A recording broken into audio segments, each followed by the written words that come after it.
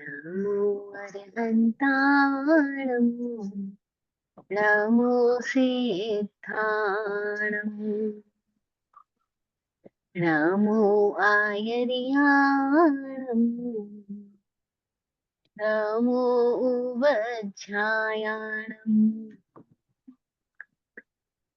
नमो लोये संवसाहुणम् ऐसो पञ्चनमुक्कारो सर्वपावपणासनो मङ्गलानं च सर्वेषां पठमं हवै मङ्गलम् पठमं हवै मङ्गलम्।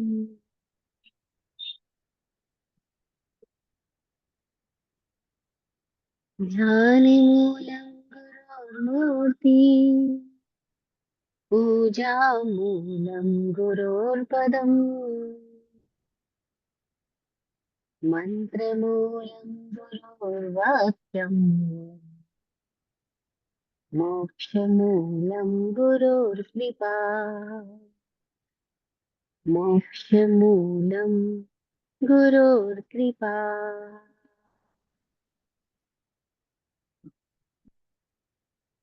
चरम तीर्थंकर समण भगवान महावीर स्वामी को भावमय वंदन नमन। चतुर्विध तीर्थ को प्रणाम। इस लोक में उपस्थित समस्त भव्य आत्माओं की भव्यता को नमन।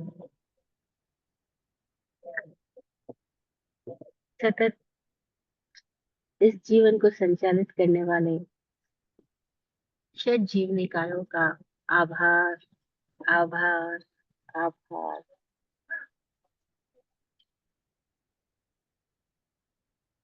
ओम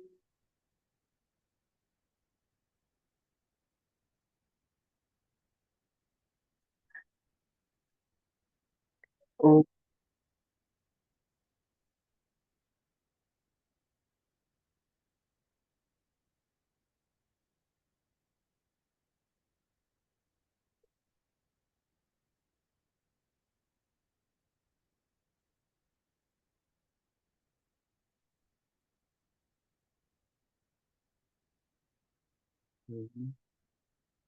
सिद्धा सिद्धिं दिशन्ति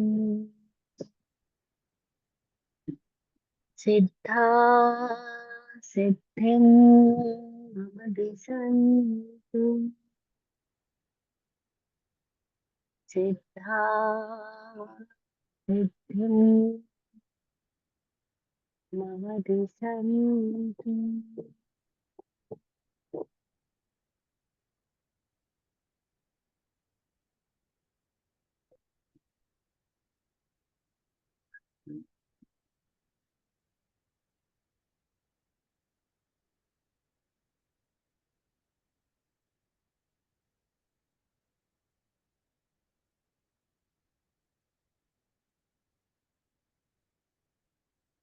जय हो।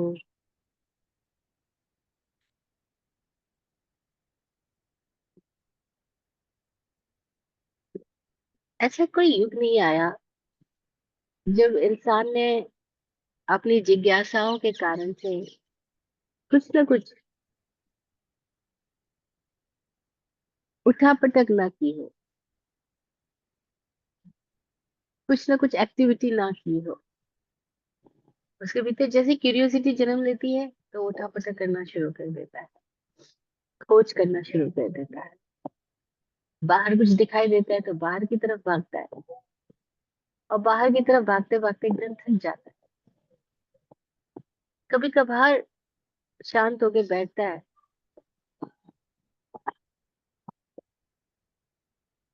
उसके एकांत क्षण में उसे अपने भीतर की कोई झलक मिलने लगती है, और तब उसे ये भी ख्याल आता है कि जो बाहर दिख रहा है उसका मजा है, लेकिन कुछ नहीं देखने का और आंख बंद करके बैठने का भी एक मजा है।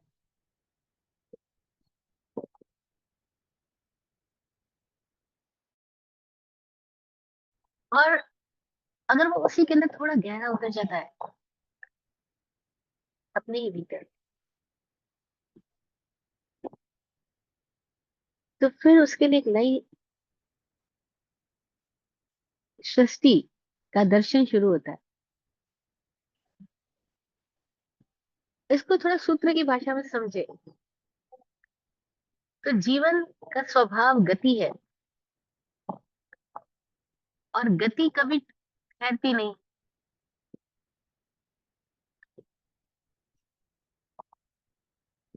गति ठहरती नहीं है। बाहर की दिशा में अगर हम गति बंद कर देते हैं किसी क्षणों में, तो वही गति भीतर की दिशा में होनी शुरू हो जाती है, क्योंकि जीवन तो गतिशील है, गति करेगा ही। अब ये बाहर नहीं करेगा तो भीतर की दिशा में करेगा, बहिर्मुखी नहीं होगा, अंतर्मुखी होगा। और जब अंतर्मुखी होता है, तब उसके लिए सृष्टि के सारे रहस्य परत दर परत उगड़ते चले जाते हैं।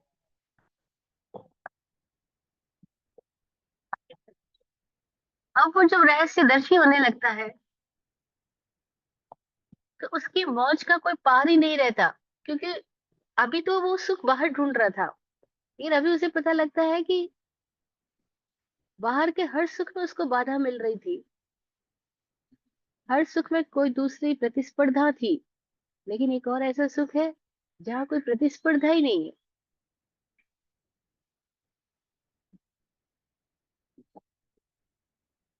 जहाँ कोई कंपटीशन प्रतियोगिता ही नहीं है,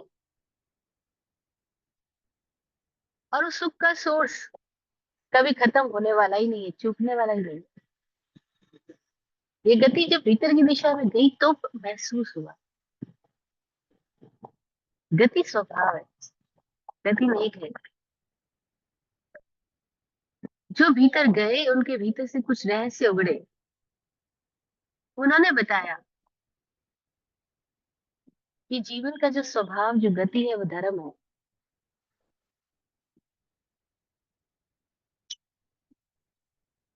वो धर्म है, ये गति है, वो धर्म है। और एक गति है जो चेतना है, जो जीवंतता है। और ये गति है जो क्षण क्षण नूतनता है।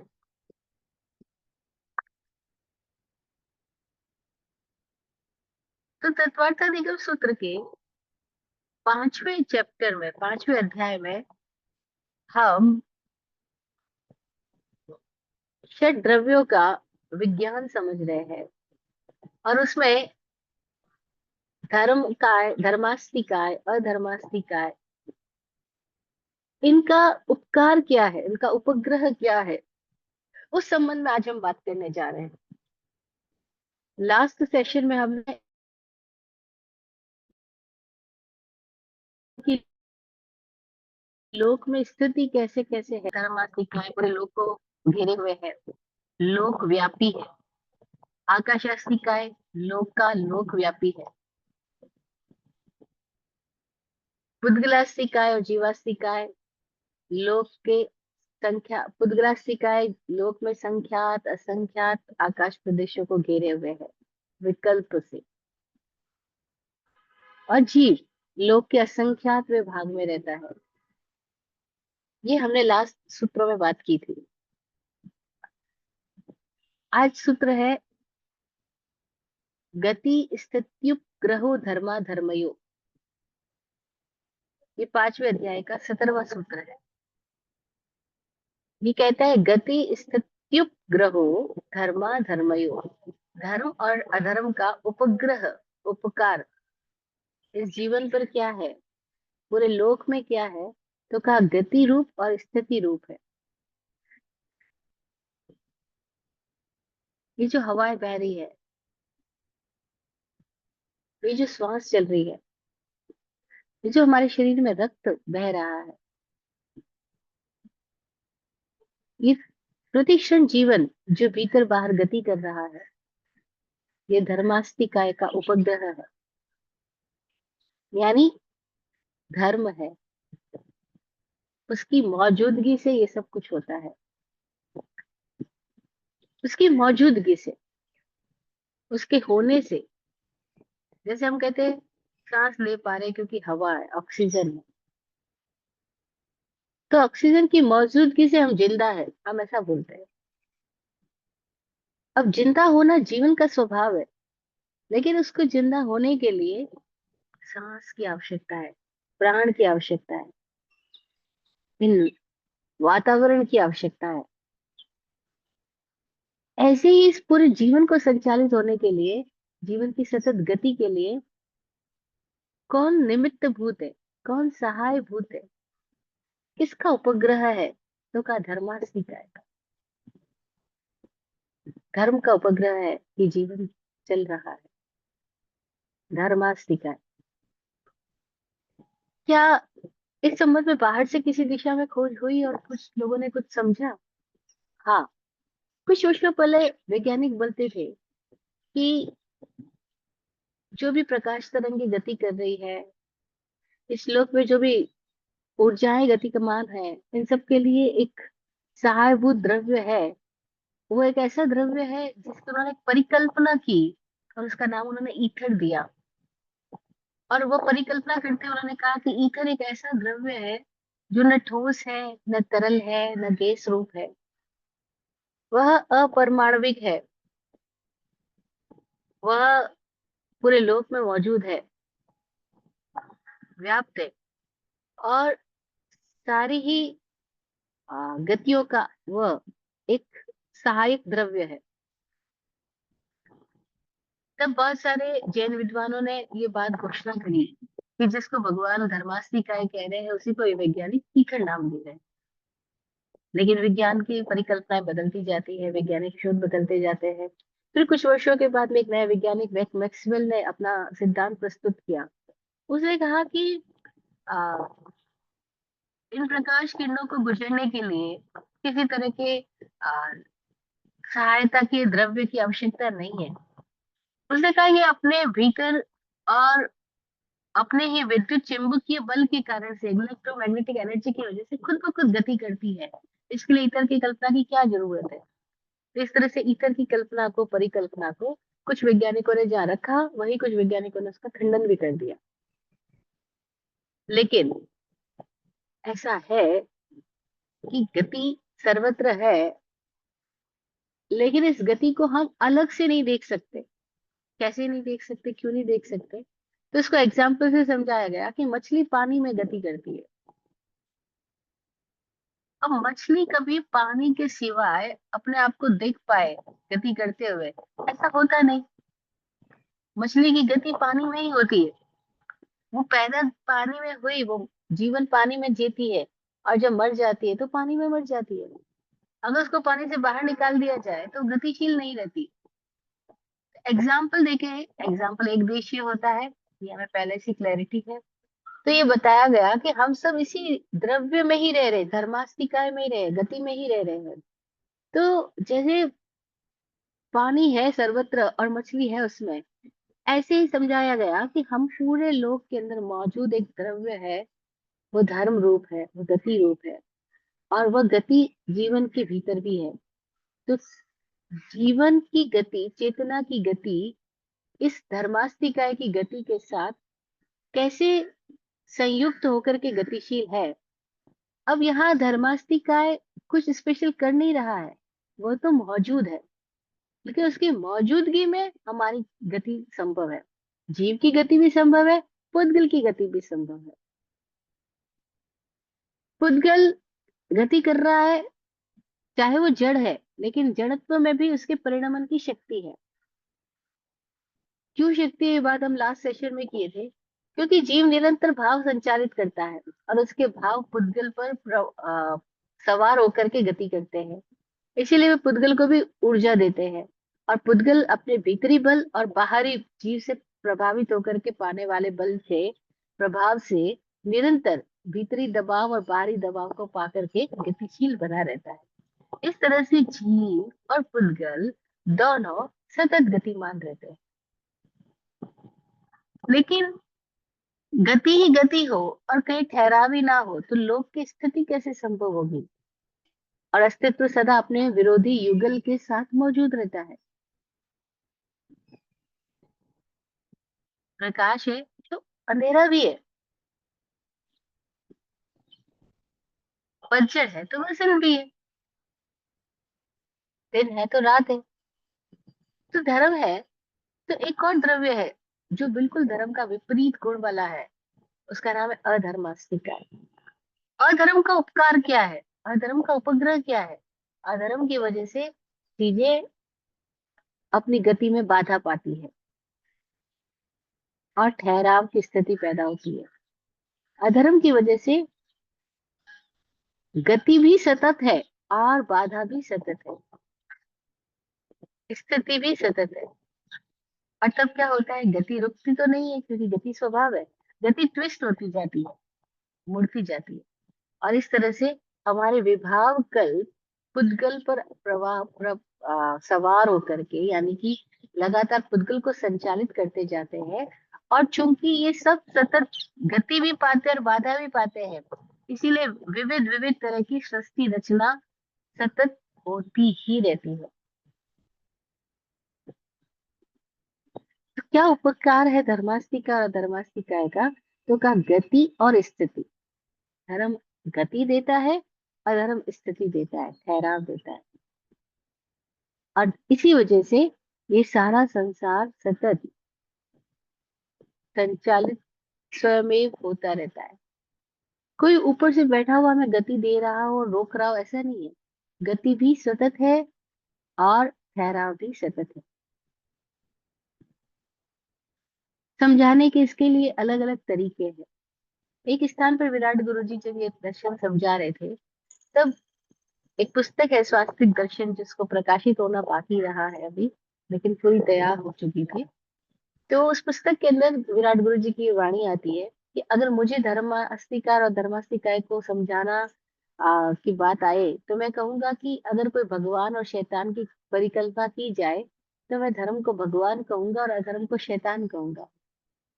और ऐसा कहूंगा कि जैसे धर्म से संचालित होकर के प्रकाश किरणें चल रही है, तो अधर्म एक चलचित्र की भांति है जो प्रकाश किरणों को बाधा देता है और परावर्तित कर देता है। और प्रकाश की किरणें चलचित्र से लौट करके चित्रों की उत्पत्ति करती है और वे चित्र विविध संसार की रचना करते हैं।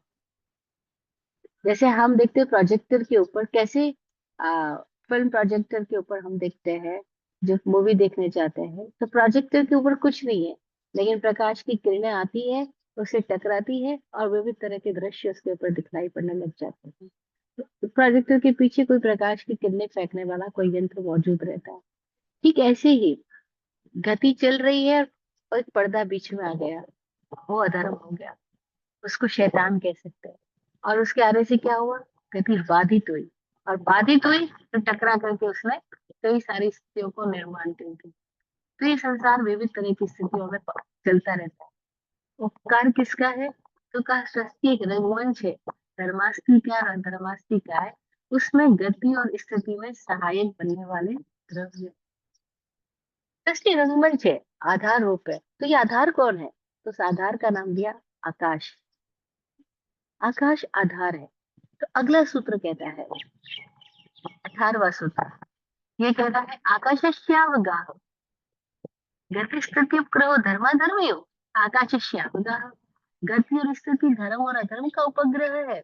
और आकाश का उपग्रह क्या है, कि आकाश अवगाह ना देता, आकाश रिक्त स्थान देता है, आकाश सबके लिए आधार बन जाता है। सारे द्रव्य इस आकाश में ही गति करते हैं। फिर एग्जाम्पल दिया कि जैसे एक दीवार है और दीवार के अंदर हम खूंटी टांग देते हैं। अब दीवार ठोस दिखाई दे रही थी, ऐसा लग रहा था दीवार वो दीवार है, लेकिन इसके अंदर हमने जब कील से ठोका, खूंटी डाली, तो दीवार ने स्थान दे दिया। ऐसे ही आकाश सबको स्थान देता जाता है। कितने भी एग्जाम्पल दिए जा सकते हैं।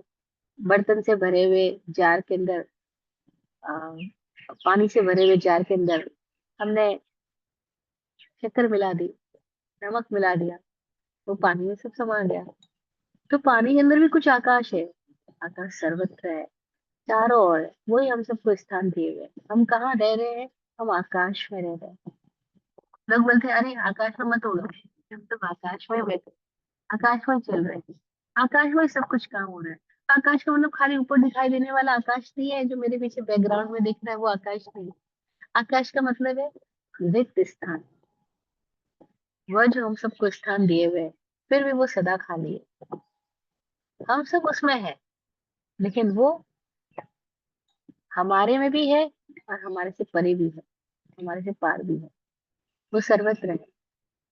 इस आकाश की इतनी अद्भुत विशेषता है कि आकाश के मात्र एक प्रदेश पर ही जीव का प्रदेश भी रह लेता है, धर्मास्थी काय का प्रदेश भी, अधर्मास्थी काय का प्रदेश भी, उद्गलस्थी काय का प्रदेश भी, काल का अणु भी, सब कुछ वहां पे रहते हैं। और फिर भी सबको स्थान मिलता है। कोई द्रव्य दूसरे द्रव्य को बाधा नहीं देता, कोई द्रव्य दूसरे द्रव्य को रोकता नहीं, कोई द्रव्य किसी दूसरे द्रव्य के साथ झगड़ा नहीं करता है मेरी जगह है, मेरी जगह छोड़ो, यहाँ पे तो मैं रहूंगा। नहीं, आकाश कहता है सब रहो, तुम सब यहाँ रहो, सबके लिए स्थान, ऑल आर वेलकम। आकाश आधार है। आकाश के बारे में भी अन्य दार्शनिकों ने अलग अलग तरीके की बातें करी। जैसे कुछ लोगों ने बोला आकाश शब्द गुण वाला है, लेकिन विज्ञान ऐसा नहीं बोलता कि आकाश शब्द गुण वाला है, क्योंकि वो शब्द को कहता है कि वो प्रकाश की अलग आवृत्ति से पैदा होने वाली संरचना है। तो प्रकाश की अलग अलग आवृत्तियों से ध्वनियां पैदा होती है, और उन ध्वनियों की टकराहट से शब्द पैदा होते हैं। तो वो कहते हैं इसमें आकाश का कोई गुण नहीं है, इसके अंदर तो प्रकाश की अलग अलग वेव्स है, अलग अलग पॉइंट्स पे पैदा होने वाली जो वेव्स है वही टकरा करके ध्वनियां पैदा करती है, और वही शब्द का निर्माण करती है। ये विज्ञान की बात है। जैन दर्शन क्या कहता है? जैन दर्शन नहीं कहता आकाश शब्द गुण है, जैन दर्शन कहता है शब्द पुद्गल गुण है। शब्द पुद्गल रूप में है, आकाश रूप नहीं है, क्योंकि शब्द जो है वो पारमाणविक है, परमाणुओं के संयोग से रचना पैदा हो रही है शब्दों की। तो जैन दर्शन कहता है कि आकाश में शब्द है, लेकिन शब्द आकाश रूप नहीं है। इसीलिए कुछ दार्शनिकों ने जहाँ कहा आकाश को समझना है तो आकाश शब्द गुण वाला है, तो जैन दर्शन ऐसा नहीं कहता है। जैन दर्शन कहता है आकाश अवगाहना गुण वाला है, धर्म गति गुण वाला है, अधर्म स्थिति गुण वाला है, और आकाश अवगाहना गुण वाला है। वो स्थान देने की क्षमता जो है, जो मौजूद है, जो सर्वत्र व्याप्त है, उसी स्थान देने की क्षमता का नाम आकाश है। और वो स्थान क्यों दे पाता है? क्योंकि वो खुद को स्थान नहीं देता। अगर वो खुद स्थान गिरेगा तो स्थान कैसे देगा? वो स्थान गिरता ही नहीं है, वो है, बस वो मौजूद है चारों ओर। उसकी उपस्थिति में सबको स्थान मिलता है, सबको अवगाहना मिलती है, सबको एक प्लेटफॉर्म मिलता है, एक आधार मिलता है। वो बात है। अब इनको कैसे समझना? तो ज्ञानियों ने इनको अपने भीतर जाकर के भीतर के आकाश के साथ रूबरू हुए, तब उन्हें समझ में आया कि भीतर आकाश है और वो कैसा है। तब उनके लिए भीतर बाहर का आकाश एक ही हो गया। तो उन्होंने कहा कि जी, जो अंदर को जानता है वो भीतर को जानता है, जो भीतर जो अंदर को जानता है वो बाहर को जानता है। जे अजत्थम जाने से भैया जाने, जे भैया जाने से अजत्थम जाने। जो बाहर को जान लेता है वो भीतर को जान लेता है, जो भीतर को जान लेता है वो बाहर को जान लेता है। वो कहते हैं भीतर और बाहर के आकाश में कोई फर्क नहीं, दोनों एक ही है। वो जो जान गए उनका ये वक्तव्य है। उन्होंने दोनों प्रकार के आकाश को रूबरू किया। अगला सूत्र, हमने 17वां सूत्र जाना गति स्थिति का उपग्रह, 18वां सूत्र जाना आकाश का क्या उपकार है, अवगाहना देना। अब सूत्र है पुद्गल का क्या उपकार है? क्या पुद्गल भी कुछ करता है? जी, पुद्गल करता नहीं है, लेकिन फिर भी करता है। ये पुद्गल बड़ा विचित्र सा है, क्योंकि पुद्गल ही है जो दिखलाई पड़ रहा है, जो पूरे संसार के अंदर दिखलाई पड़ने वाली स्थितियां हैं, वो सब पौद्गलिक है। तो ये पौद्गलिक रचना क्या है, पुद्गल का उपकार क्या है, इसी को समझना है। पुद्गल का उपकार क्या है, तो ये सूत्र कहता है 19वां और 20वां दोनों सूत्र पुद्गल के उपग्रह के बारे में बता रहे हैं। 19वां सूत्र कहता है शरीर वांग मनः प्राणा पाना पुद्गला नाम। और 20वां सूत्र कहता है सुख दुख जीवित मरणोपग्रहाश्च। शरीर वांग मनः प्राणापाना पुद्गला नाम। शरीर पुद्गल है, वांग वाणी पुद्गल, मनः मन भी पुद्गल, प्राणापाना प्राण लेना और अपान छोड़ना, उच्छ्वास व निश्वास ये भी पुद्गल। सुख दुख जीवित मरणोपग्रहाश्च। सुख भी, दुख भी, जीवन भी और मरण भी, ये सब भी पुद्गलिक होने से पुद्गल के उपकारी कार्य है, पुद्गल की संरचनाएं।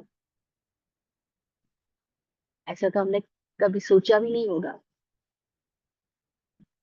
कि क्या ये जीवन मरण ये सब भी पुद्गल की वजह से है। क्या ये श्वासोच्छ्वास ये भी पुद्गल है? हाँ जी, ये भी पुद्गल। पुद्गल है मतलब हम नहीं है। ये कोई ऐसी अवस्था है जो पूर्ण गलन को प्राप्त होती है। पुद्गल पूर्ण गलन, बढ़ता है खाली होता है, बनता है मिटता है। लेकिन कोई भी क्षण ऐसा नहीं जब वो बन ना रहा है, और कोई भी क्षण ऐसा नहीं जब वो मिट ना रहा है। हर क्षण बन भी रहा है, मिट भी रहा है, पूर्ण भी हो रहा है, गलन भी हो रहा है, उसका नाम पुद्गल। और इस पुद्गल को कैसे पहचानना, कैसे जानना, इस पुद्गल का क्या उपकार है, या पुद्गल का की मौजूदगी को, पुद्गल के उपग्रह को कैसे समझना। तो का सबसे पहले शरीर को देखो। ये शरीर क्या है, जिसको मैं बोलता हूँ मेरा शरीर। मेरा बोलने का मतलब ही हुआ कि मैं कुछ जुदा हूं इससे, क्योंकि मैं से, मैं के विस्तार से मेरा पैदा हुआ ना। मैं तो कुछ भी नहीं हूँ। मैंने कहा मेरा शरीर। आज मेरे सिर में दर्द है, मेरे सिर में दर्द, यानी मैं अलग हूँ, सिर अलग है। तो सिर का नाम क्या है, तो बोला पुद्गल। शरीर पुद्गल। और कितना जबरदस्त संयोग है शरीर का हमारा। तो हम अपने आप को शरीर में ही देखते हैं, इनके बिना कभी हमने अपने को देखा नहीं।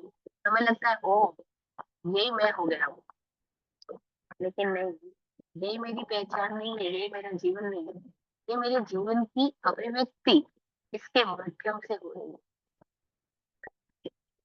इस जीवन की अभिव्यक्ति इस शरीर के माध्यम से हो रही है, इस वाणी के माध्यम से हो रही है, इस मन के माध्यम से हो रही है।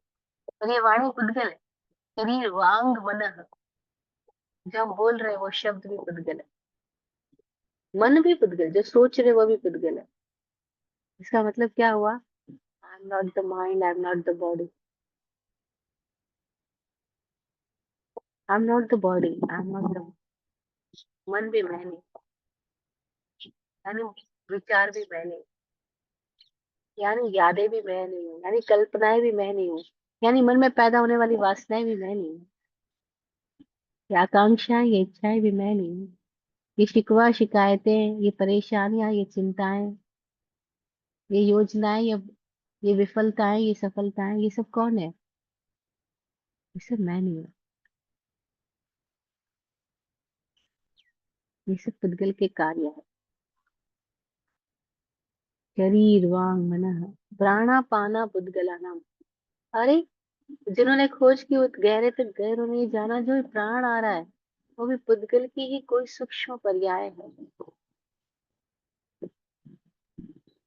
इससे जीवन चल रहा है, जीवन गतिशील दिखाई दे रहा है, क्योंकि प्राण है तो हम कहते हैं जीवन है। प्राण निकल गया हम कहते हैं मर गया आदमी। मर गया तो क्या मरा, शरीर तो वैसा की वैसा पड़ा है वहां पर। ऐसा क्या घटना घटी कि हम इसको बोलते हैं मर गया। अभी तो जीवित था और अभी हम कहते हैं मर गया। क्यों, क्योंकि हम देखते हैं वो सांस नहीं ले रहा है। सबसे पहला लक्षण हमारे सामने आता है, अरे ये तो सांस लेना नहीं हो रहा है, कि सांस आ जा नहीं रही, इसकी नाड़ी नहीं चल रही है, इसकी आंख में एक पलक झपक रही है, मर गया ये आदमी, प्राण निकल गए। वो प्राण क्या थे? वो भी पुद्गल थे।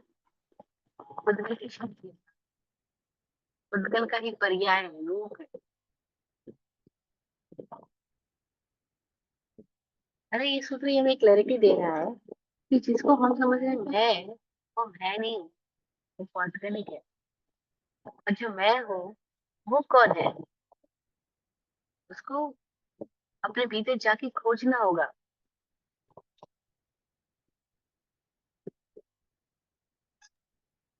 और तब, वैभवश्री जी, हाँ वैभवश्री जी, आप प्राण पुद्गल है थोड़ा और समझाएंगे? जी जी, देखो, जब हम सांस लेते हैं तो दो चीजें सांस में आती है। एक तो जिसको हम बोलते हैं ऑक्सीजन, हवा। दूसरा आता है इस हवा पे सवार होकर के कोई और एक ऐसा तत्व जिसको योगियों ने प्राण नाम दिया। इसीलिए प्राण वायु शब्द दिया, प्राण वायु। अब प्राण वायु में से वायु के संबंध में तो वैज्ञानिकों ने रिसर्च करके कुछ जाना। उन्होंने जाना कि ऑक्सीजन लेते हैं, कार्बन डाइऑक्साइड निकालते हैं, ऐसे उन्होंने वायु के संबंध में कुछ रिसर्च करी। लेकिन प्राण को अभी तक वो नहीं समझ पाए कि प्राण क्या है। भारतीय मनुष्यों ने जहाँ खोज करते करते वो प्राण की स्थिति तक समझ पाए, तो उन्होंने कहा प्राण है वो विस्तार पाता है, जिससे जीवन विस्तार पाता है। प्राण संकुचित हो जाए तो जीवन बाधा पाता है, कष्ट पाता है। और उन योगियों ने तो यहाँ तक अपने अपने ऊपर एक्सपेरिमेंट करके यहाँ तक जाना कि अगर हम कोई ऐसी स्थिति में आ जाए कि जहाँ हम अपने भीतर के प्राण को विस्तृत करना जान लें, प्राण का आयाम सीख लें, प्राणायाम सीख लें, तो ऐसी स्थिति तक हम रह सकते हैं कि हम बिना हवा के भी जीवित रह लें। तो आपने सुना होगा कितने लोग पहले जमाने के अंदर भूगर्भ समाधि लेते थे। भूगर्भ समाधि का मतलब है कि वो जमीन को खोद करके जमीन में गड्ढा बनाते, बहुत गहरा गड्ढा बनाते, और वापस उस खुद जमीन में बैठ जाते और ऊपर से मिट्टी डलवा देते थे। जीवित समाधि बोलते थे, भूगर्भ समाधि बोलते। और उसके अंदर भी वो वर्षों तक जीवित रहते। तो इस प्रश्न पैदा होता है कि वहां तो ऑक्सीजन नहीं जा रही, तो जीवित कैसे रह रहे? नहीं, उनके भीतर उन्होंने अपने प्राणों को कुछ इस स्थिति में ले आए हैं कि वो प्राणों के माध्यम से कई वर्षों तक बिना ऑक्सीजन लिए, बिना बाहर की हवा को लिए, वो अपनी स्थिति में रह सकते हैं। तब भी उन्होंने जाना कि ये प्राण शरीर ग्रहण कर रहा है और प्राण आवश्यकता है इस शरीर की।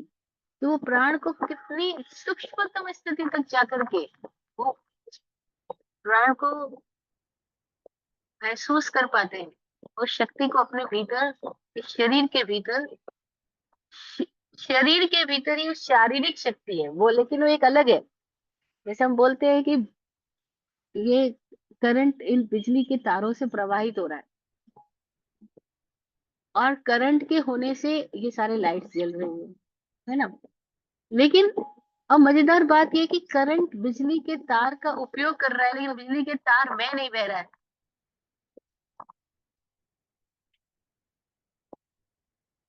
अगर हम साइंटिफिकली बात करें तो बिजली जब चलती है तो वो ऐसे ऐसे चल रही है ना।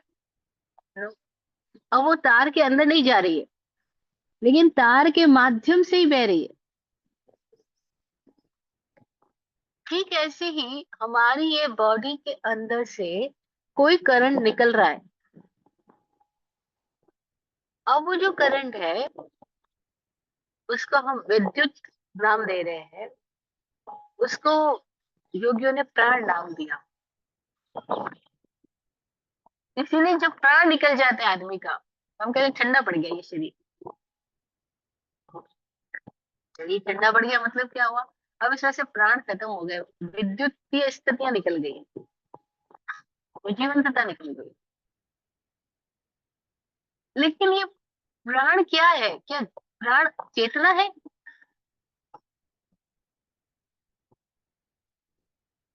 प्राण के होने से चेतना प्रकट दिखाई दे रही है, लेकिन प्राण खुद चेतना नहीं है।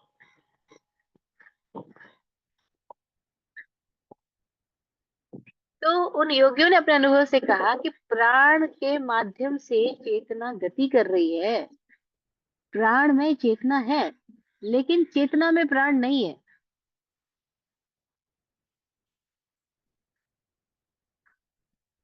प्राण एक ऐसा तत्व है जो है तो पदगलिक, लेकिन जीव और पुद्गल के संयोग से पैदा हुई वह स्थिति है कि जीवंतता प्राण के माध्यम से प्रकट हो रही। और ये प्राण 10 द्वारों से बह रहे हैं।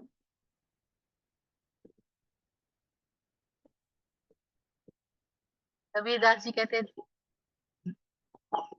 9 द्वारों का पिंजरा, तामे पंछी रहे मौन। जैन दर्शन कहते हैं 10 प्रकार से प्राणों की स्थितियां हैं।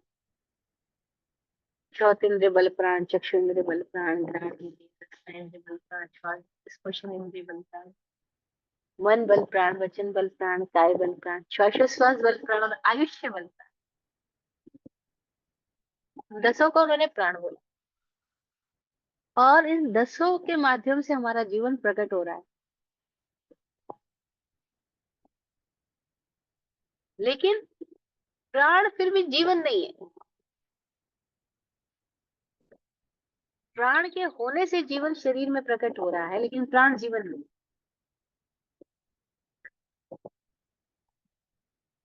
विद्युत के बहने से बल्ब प्रकाशित हो रहा है, लेकिन बल्ब विद्युत नहीं है,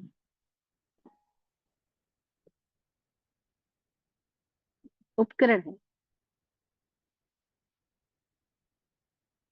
कैसे समझना इस प्राण को? पहली बात तो जो समझ रहे हैं वो कह नहीं पाते, जो अनुभव कर रहे हैं उनके लिए बोलना बहुत कठिन है। स्वामी जी अपना एक एक्सपीरियंस बताते हैं। एक बार वो ऋषिकेश में किसी आश्रम के अंदर अपने ध्यान में विराजमान है, और कहते हैं कि बस मेरे भीतर कोई स्थिति ऐसी पैदा हुई कि मैं अपने ही भीतर खोजता गया, और फिर उस दिन मुझे प्राण का अनुभव हुआ कि प्राण।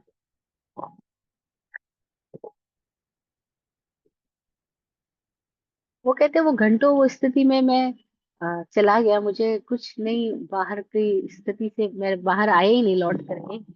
बहुत बहुत समय तक मैं अपनी उसी स्थिति में पड़ा रहा, और मैं उस दिन महसूस कर पाया कि ये प्राण क्या चीज है। तो वो कहते हैं कि प्राण में जीवंतता है, लेकिन जीवन प्राण नहीं है। तो योगियों ने इसको प्राण को भी, जिसको कई लोग तो जीवन ही कह देंगे, उन्होंने जीवन नहीं कहा। उन्होंने कहा ये प्राण भी पौद्गलिक है। लेकिन कैसे समझना, मैं भी नहीं समझा। मेरी असमर्थता है दोनों रूपों में। एक तो जो अनुभव की स्थिति में जो पहुंचे हैं, उस स्थिति तक जाने के लिए भीतर में बड़ा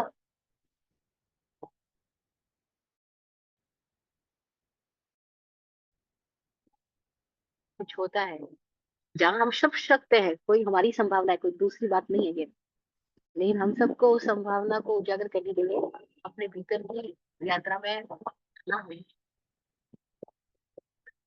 वो कुछ भीतर मौन घटित होगा, तभी हमें ये दर्शन हो पाएगा कि मजेदार है कि प्राण मौजूद है चारों ओर। चारों ओर प्राण मौजूद है। हवाओं के माध्यम से भी हम प्राण लेके जीवित होते हैं। खाली हवा से नहीं जीवित है, हम प्राण के साथ जीवित है। तो कुछ है ऐसा। स्वामी जी अक्सर अपनी वार्तालाप में कहते हैं कि देखो ये सबसे बड़ा चमत्कार कहाँ घटित हो रहा है, कि कैसे ऑक्सीजन हमारे भीतर जाती है और कार्बन डाइऑक्साइड बाहर निकलती है। तो ये कन्वर्ट कहाँ होती है?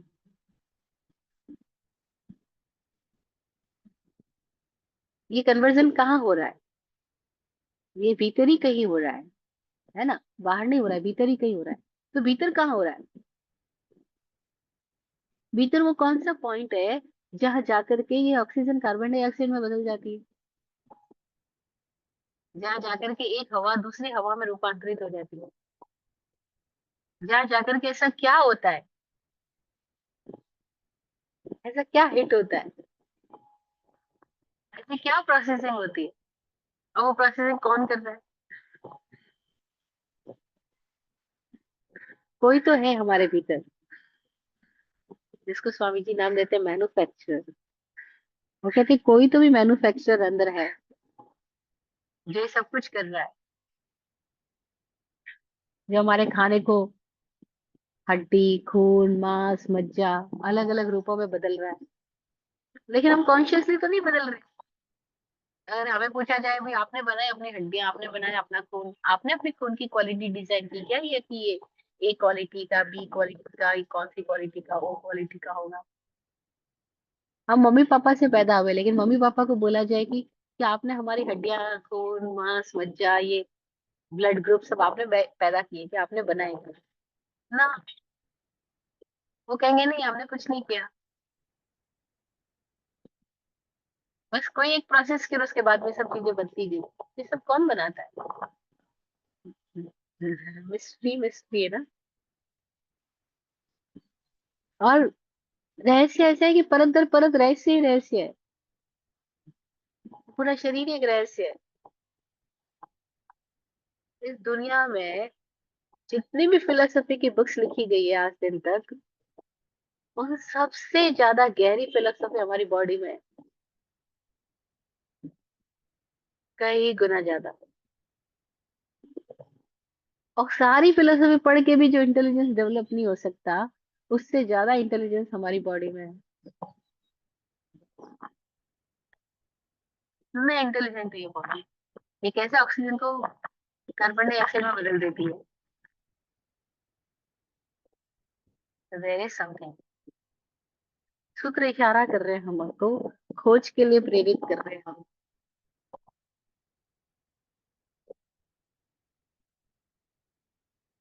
ये खोजने के लिए प्रेरित कर रहे हैं कि जरा झांक के देखो अंदर। तो कह रहे शरीर वाग मन प्राणा पाना पुद्गला नाम। प्राण अपान भी पुद्गल है। जाने वाला, भीतर लिए जाने वाला प्राण भी, और बाहर छोड़े जाने वाला प्राण भी। और ये बात अभी तक साइंटिस्ट, डॉक्टर्स इस स्थिति तक नहीं पहुंच पाए कि वो प्राणों के भेदों को समझ पाए। लेकिन पतंजलि ने और भारतीय अनेक मनीषियों ने इन प्राणों के भी भेद किए। उन्होंने कहा प्राण भी 5 प्रकार के हैं, और हर प्राण का इस शरीर में अलग अलग कार्य है। और जब आदमी मरता है तो एक साथ सारे प्राण नहीं छूट जाते। प्राण भी छूटने में, अलग अलग प्राण छूटने में अलग अलग समय लेते हैं। इसीलिए कोई की स्थिति तक ये भी संभावना होती है कि अगर हम उन प्राणों की स्थिति को रोक लें, तो इस आदमी को वापस जीवित किया जा सकता है। और तब योगियों ने एक चमत्कार लोगों को करके तक दिखाए कि एक टाइम में वो ऐसे फील हो रहे हैं कि जैसे मर गए हो।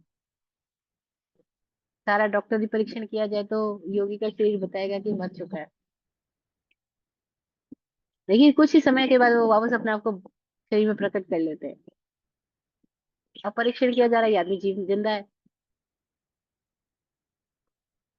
तो वो डॉक्टर्स, वैज्ञानिक हैरान हुए, आदमी अभी तो मुर्दा था, अभी जीवित हो गया, ऐसा कैसे हो गया? तो वो कहते हैं ये हमारे हाथ में है कि हम अपने प्राणों को किस दिशा में ले जाते हैं, हम कौन से प्राणों को कब संचालित करें और कब ना करें।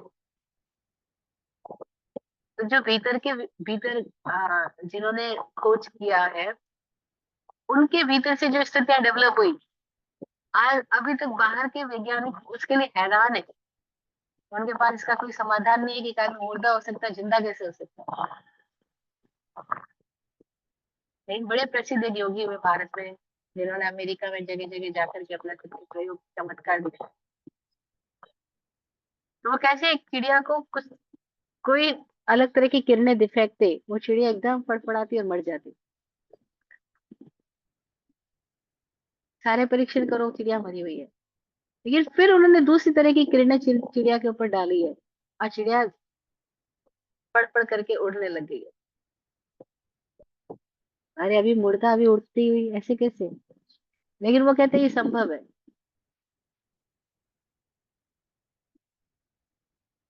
इसीलिए सूत्र कह रहा है कि सुख दुख जीवित मरणोपग्रहाश्च, जीवन और मरण भी प्राणों का, जीवन और मरण भी पौद्गलिक रचनाएं हैं।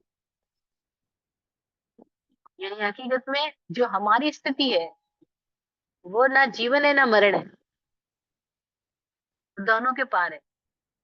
क्योंकि जीवन भी पौद्गलिक है, मरण मृत्यु भी पौद्गलिक है। हम जिसको जीवन कहते हैं कि बर्थडे है हमारा, तो बर्थडे यानी क्या, कि हम इस शरीर में पैदा हुए, हम इस शरीर में बाहर आए, है ना। स्वामी जी तो और भी मजेदार बात कहते हैं, वो कहते हैं किसको बर्थ डेट माना जाए, जिस दिन तुम फ्लाइट में बैठे थे उसको, या जिस दिन फ्लाइट से बाहर आए थे उसको।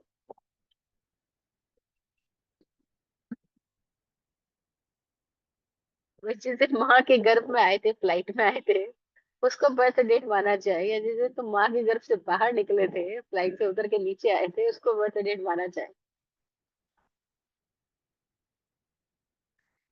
तो ये जीवन भी और ये मृत्यु भी दोनों ही पदगलिक है।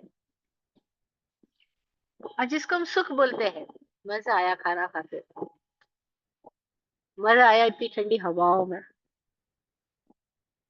अभी जो मजा आया वो कैसे आया, किसको आया? ये गर्मी में एसी में सोने का सुख हो रहा है, ये सुख क्या हो रहा है? तो का ये भी पुद्गल है। और भरी गर्मी है, और करंट चला गया है, अब पसीने पसीने हो रहे हैं, एसी बंद हो गया है, ये दुख आया है, ये क्या है? तो का ये भी पुद्गल है। क्योंकि अनुकूल स्थितियां मिली, भौगोलिक संरचनाओं का अनुकूल संयोग हुआ, हमको सुख हुआ। अनुकूलता नहीं मिली तो हमको दुख हो गया।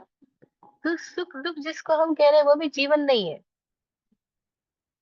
वो भी पौद्गलिक है। इसका मतलब जिसको हम जीवन समझे बैठे हैं वो जीवन है ही नहीं। जिसको हम हमारा वजूद समझे बैठे हैं, हमारी हमारी अस्तित्व समझे बैठे हैं, हमने अपना अस्तित्व समझा शरीर को, तो उसको बोल दिया पुद्गल है। हमने अपना अस्तित्व समझा माइंड को, बोल दिया पुद्गल है। हमने अपना अस्तित्व समझा श्वास को, प्राणायाम को, प्राण की शक्ति को, का ये भी पुद्गल है। हमने अपना अस्तित्व समझा इस जीवन को, इस सुखों को इकट्ठा करने में हमने अपना जीवन समझा, लेकिन सब पुद्गल है। यानी ये पूर्ण का गलेगा, ये जुड़ेगा ये जुदा होगा, ये मिलेगा ये बिछड़ेगा, ये पुद्गल है। इसका स्वभाव ही ऐसा है कि इसको पकड़ा ही नहीं जा सकता। हम कितना पकड़ने की कोशिश करें, इसको पकड़ा नहीं जा सकता। एक आदमी अपनी छाया को पकड़ने की कोशिश करे, ऐसे ही इस सब चीजों को पकड़ने की कोशिश करने की तरह है। छाया पकड़ी नहीं जा सकती, ऐसे ही सब पुद्गल है, पकड़ा नहीं जा सकता। अब ये सूत्र में इशारा कर रहा है, हमारे लिए ये सूत्र हाइपोथेसिस की तरह है। लेकिन हम हाइपोथेसिस को पकड़ के बैठे रह गए तो कुछ हल नहीं होएगा, हमारे जीवन में समाधान घटित नहीं होगा। लेकिन इस सूत्र के संकेत को, इसके इशारे को समझ करके हम अपने अंदर की प्रयोगशाला में उतर गए, और हमने अपने आप के भीतर अब प्रश्न डालना पैदा कर दिया कि अब ये सुख आया ये क्या आया, दुख आया ये क्या आया, ये श्वास है ये क्या है, ये विचार है ये क्या है। मैं नहीं हूं ये विचार, तो विचार है क्या? ये क्लियर हो गया कि विचार मैं नहीं हूँ, माइंड मैं नहीं हूँ, बॉडी मैं नहीं हूँ, टंग मैं नहीं हूँ, तो ये है क्या? बस, तो फिर मैं कौन हूँ? मैं जिसको अब तक मैं समझा बैठा है मैं हूं नहीं, तो मैं हूँ कौन? अरे वाह, बस ये एक सूत्र भी हमको हमारी दिशा में ले जा सकता है। और सूत्र का काम भी यही है, ये कैसे बाहर गए हुए व्यक्ति को भीतर ले जाए, और कैसे भीतर पहुंचे हुए व्यक्ति की चेतना की स्थिति को वो बाहर व्यक्त कर पाए। तो जो पहुंचे उन्होंने कहा, अब हम अपने अनुभव से वहां तक जा सकते हैं कि हाँ जी जा सकते हैं। और उसको जाने के लिए बस अब हमें क्या करना होगा, तो हमें इस सूत्र के इशारे को लेकर के अपने आंख बंद करके अपने भीतर ही खोजना होगा। और किसी ने खोजा है, हमारे सामने तो एग्जाम्पल है, अनंत उपकार है विराट गुरु जी का, स्वामी जी का, जिनके साथ सानिध्य हमें मिल रहा है। इन्होंने उस प्राण को कहा, उस दिन मैंने जाना कि वो प्राण क्या है। जब तक सुना ही था, किताबों में ही देखा था, लेकिन उस दिन मैंने अपने अनुभव से जाना कि वो प्राण क्या है। आज तक मुझे समझ में आया कि बस प्राण समझ में आने से अब हमको खाना खाने की जरूरत नहीं है। हम उस प्राण से ही जीवित रह सकते हैं। ये शरीर जीवित रह सकता है उस प्राण की शक्ति पे, अगर उसका कॉन्शियसली उसका कंट्रोल हो जाता है, तो जरूरी नहीं है कि वो भोजन करेगी जिस रूप में हम कर रहे हैं, वो प्राण दूसरे रूपों में ले लेगा और शरीर जीवित रह जाएगा। इसलिए there are some person who called breatharian. आज धरती पे ऐसे लोग हैं जिनको ब्रिदेरियंस कहते हैं, जो खाली श्वास पे जीवित है। उनको भोजन की भी जरूरत है, उनको पानी पीने की भी जरूरत है, लेकिन सालों साल जिंदा रह सकते बिना भोजन और बिना पानी।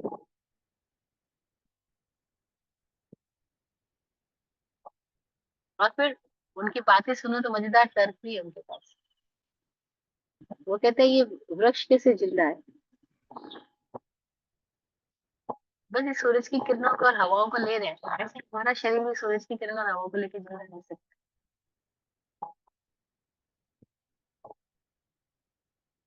हमको जीवित रहने के लिए खाना खाना जरूरी नहीं है, अनिवार्य नहीं है।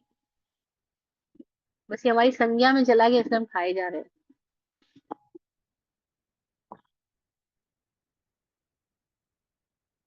तो ये सूत्र संकेत इशारा दे रहा है, यात्रा हमें करनी होगी। सूत्र वाइफरकेट करके दे रहा है, वाइफरकेशन दे रहा है कि भाई ये चीजें पुद्गल है, ये आप नहीं हो। शरीर, वाणी, मन, सुख दुख, श्वास निश्वास, सब कुछ पुद्गल है। और पुद्गल की उपग्रह है, पुद्गल के उपकारी है, जिसकी वजह से हमारे जीवन में सारा कुछ मजा हो रहा है। लेकिन जीवन को जानना और अलग बात है। जीवन क्या है उसको समझना होगा। जीवन क्या है इसको समझने के लिए अगला सूत्र में हम अभी नहीं जाते, सेशन में जाएंगे। अभी यहीं तक रोकते हैं, क्योंकि अभी हमारे लिए फिर से वन वीक के लिए टास्क मिल चुका है कि अब मुझे इस सूत्र के द्वारा अपने आप के अंदर खोजना होगा कि ये सब पुद्गल है। I am not the mind, I am not the body, then who I M.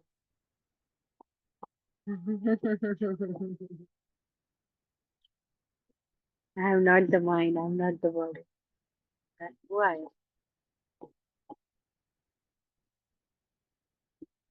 तो आज की बात को यहीं पे विराम देंगे और अपने सेशन की समाप्ति में आत्मज्ञान पूज्य श्री विराट गुरुदेव की दी एक दुआ उनके आशीर्वाद से करती हूँ।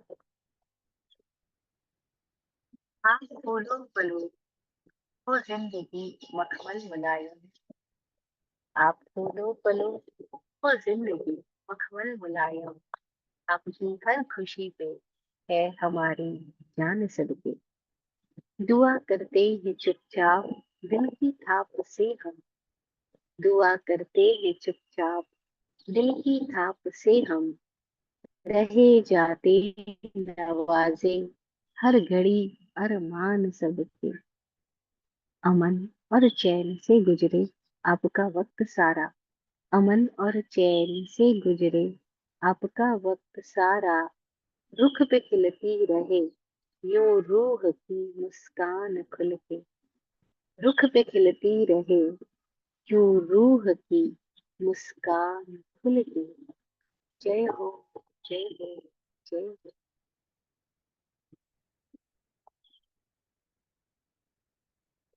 सबका कल्याण हो।